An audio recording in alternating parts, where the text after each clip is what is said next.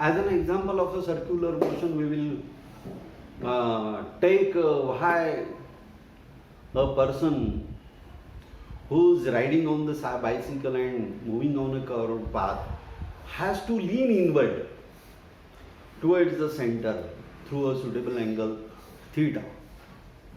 That we will discuss in this period. Now let us consider, again it's on a horizontal road like this one. This is on a horizontal road. On this horizontal road, this is a cycle and a rider on the cycle. They are moving like this one by paddling the cycle. The cyclist and a cycle together will form a system which is in motion. The center of the mass of the system is somewhere at the center of symmetry. Then the forces acting on the system is the weight mg vertically downward and normal reaction capital M. Therefore, these two are in vertical equilibrium. And the cyclist move in a horizontal direction. It's in vertical equilibrium, therefore cyclist move in a horizontal direction with the force applied by the person with the help of paddle or the torque applied, and because of that the wheels of the cycle rolls and the cycle moves ahead in a horizontal direction. But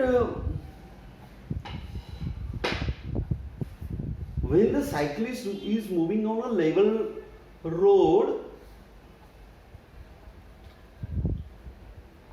at some juncture there is a turn on the level road. The level road is like this. The level road is like this. Cyclist is moving horizontally on a level road, and hereafter it has to turn like this. The cyclist has to turn on the level road. As the road is turned, the cyclist has to turn like this. Now, during this turn, the motion of the cyclist is a circular motion and it needs centripetal force. For that, we will consider this figure. He is a cyclist. It's a wheel of the cycle. Cyclist and wheel cycle together will form a system, and it has a center of mass. The weight of the system acts from the center of mass, and it is center of mass, center of gravity, and it is equal to mg. And when cyclist is moving on this curved road, the rim of the cycle applies a force on the road surface. It applies force on the road surface, and the road surface will exert a normal reaction like this. The reaction like this, which is represented by N. The cyclist exerts force on the road surface, and road surface applies a reaction like this. Now, cyclist was moving like this one on a horizontal level road, and when turn comes, it bends inward towards the center of the circle. The cyclist applies force on the level road, and the force exerts a reaction. This is the reaction N, which is represented here. This reaction N is resolved into two mutually perpendicular components. This component is N cos theta component because it is adjacent to theta, N cos theta component, and this is the perpendicular component N sin theta. The rest of the things are simple. Here N cos theta is such that it balances the weight. It is N cos theta is equal to mg. N sin theta,